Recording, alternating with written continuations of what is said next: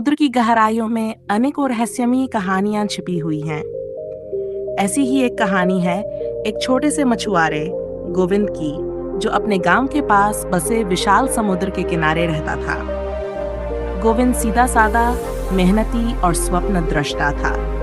वह अक्सर समुद्र की लहरों को देखता और सोचता कि गहराई में क्या रहस्य छिपे हैं। एक दिन गोविंद ने अपनी पुरानी नाव लेकर समुद्र के बीच जाने का निश्चय किया। उसके गांव के बुजुर्गों ने उसे रोका, क्योंकि वे कहते थे कि समुद्र के बीचों बीच एक नीला द्वीप है जो हर किसी के लिए अभिशाप बन जाता है। लेकिन गोविंद के दिल में जिज्ञासा और साहस हावी था। जैसे ही वह समुद्र के गहरे पानी में पहुंचा, उसकी नाव अचानक एक तेज लहरों के चक्र में फंस गई। उसने नाव को बचाने की कोशिश की, लेकिन लहरें उसे नीले प्रकाश से चमकते द्वीप की ओर खींचने लगीं। वहां पहुंचकर गोविंद ने देखा कि द्वीप एकदम शांत था, लेकिन उसकी रेत नीले रंग में चमक रही थी और आसमान के तारे जैसे धरती पर बिखरे हों। तभी गोविंद को एक मधुर आवाज सुनाई दी। उसने मुड़कर देखा तो एक अद्भुत सुंदर जलपरी खड़ी थी। उसने गोविंद से कहा, तुम पहले इंसान हो जो यहाँ तक पहुंचा है। ये द्वीप हमारा घर है, लेकिन एक शाप के कारण हम यहाँ से कभी बाहर नहीं जा सकते। गोविंद ने उसकी मदद करने की ठानी। जलपरी ने उसे एक रहस्यमयी मोती दिया और कहा, इस मोती को लेकर समुद्र के राजा के पास जाओ और उनसे कहो कि हमारा शाप समाप्त करें। गोविंद ने साहस दिखाते हुए समुद्र के राजा से भेंट की। समुद्र के राजा ने गोविंद की निडरता से प्रसन्न होकर जलपरियों का शाप समाप्त कर दिया। गोविंद ने वापस आकर यह खुशखबरी दी। जलपरियां आजाद होकर अपने घर लौट गईं। गोविंद जब अपने गांव लौटा तो उसके साहस और दयालुता की कहानी सुनकर सबने उसका सम्मान किया, और तब से गोविंद ने समुद्र को हमेशा दोस्त की तरह देखा, न कि सिर्फ मछली पकड़ने की जगह। गोविंद की बहादुरी और जलपरियों को मुक्त करने के बाद उसका जीवन सामान्य सा लगने लगा। लेकिन समुद्र की गहराइयों ने अभी भी उसके दिल में एक अलग जगह बना रखी थी। वह अक्सर नीले द्वीप और जलपरियों के बारे में सोचता, लेकिन वहां दोबारा जाने का साहस नहीं कर पाता था। एक दिन गोविंद की नाव पर अजीब सी आवाजें सुनाई दी। जब उसने ध्यान से देखा तो पाया कि उसकी नाव के पास एक सुनहरी मछली बार बार छलांग लगा रही थी। उस मछली की आंखें चमक रही थी और ऐसा लगता था जैसे वह गोविंद से कुछ कहना चाहती हो। गोविंद ने मछली को अपने हाथों में लिया। मछली ने इंसानी आवाज में कहा, गोविंद, तुम्हारी मदद की अब हमें फिर से जरूरत है। जलपरियों का शाप तो समाप्त हो गया, लेकिन नीले द्वीप पर छिपे खजाने की रक्षा करने वाली शक्ति अब असंतुलित हो गई है। अगर वह खजाना गलत हाथों में चला गया तो पूरा समुद्र विनाश की चपेट में आ जाएगा। यह सुनकर गोविंद का दिल जोर से धड़कने लगा। उसने मछली से पूछा, मैं क्या कर सकता हूँ? मछली ने बताया, तुम्हें नीले द्वीप पर जाना होगा और रहस्यमयी सीप को समुद्र के सबसे गहरे हिस्से में लौटाना होगा। वही सीप खजाने को सुरक्षित रखती है।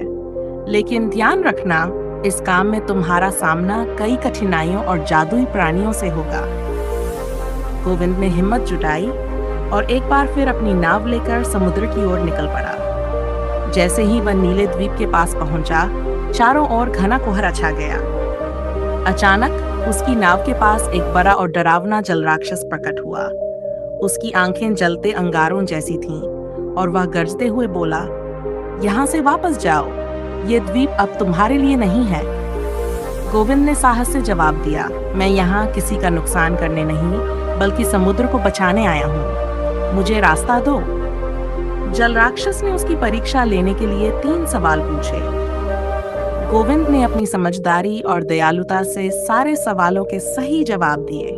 प्रभावित होकर जल राक्षस ने उसे रास्ता दे दिया। नीले द्वीप पर पहुंचकर गोविंद ने रहस्यमयी सीप ढूंढ निकाली। लेकिन जैसे ही उसने उसे उठाया, द्वीप पर मौजूद एक जादुई तूफान ने उसे रोकने की कोशिश की। गोविंद ने अपनी पूरी ताकत और विश्वास से सीप को अपने सीने से लगाया और कहा, मैं तुम्हें तुम्हारी सही जगह पर वापस ले जाऊंगा। ये सुनते ही तूफान शांत हो गया। आखिरकार गोविंद ने सीप को समुद्र के गहरे हिस्से में वापस रखा। इसके साथ ही नीले द्वीप का संतुलन फिर से बहाल हो गया। जल परियों और समुद्र के जीवों ने मिलकर गोविंद का धन्यवाद किया। जब गोविंद वापस अपने गांव लौटा तो वह न केवल एक नायक था, बल्कि समुद्र और उसके रहस्यों का संरक्षक भी बन गया। उसकी कहानी पीढ़ी दर पीढ़ी सुनाई जाने लगी और आज भी लोग कहते हैं कि गोविंद की आत्मा समुद्र की लहरों के साथ हर साहसी व्यक्ति को प्रेरित करती है। गोविंद की बहादुरी और समुद्र के रहस्यमय कारनामे पूरे गांव में चर्चा का विषय बन गए थे। लोग उसके साहस और दयालुता की मिसाल देने लगे। लेकिन कहानी यहीं खत्म नहीं हुई। समुद्र के गहरे जल में एक और बड़ा रहस्य छिपा था। एक रात जब गोविंद अपने घर में सो रहा था तो उसने सपने में एक आवाज सुनी। वह आवाज कह रही थी, गोविंद, तुम्हारी यात्रा अभी पूरी नहीं हुई। समुद्र की गहराइयों में एक ऐसा खजाना छिपा है जो पूरी मानवता का भला कर सकता है, लेकिन इसे केवल वही पा सकता है जो निस्वार्थ होकर दूसरों की भलाई के लिए काम करे। सुबह होते ही गोविंद ने अपनी नाव तैयार की और एक बार फिर समुद्र की ओर निकल पड़ा। लेकिन इस बार उसके साथ पूरा गांव था, जो उसकी हिम्मत और नेकदिली को देखकर उसका समर्थन करना चाहता था। आगे क्या हुआ?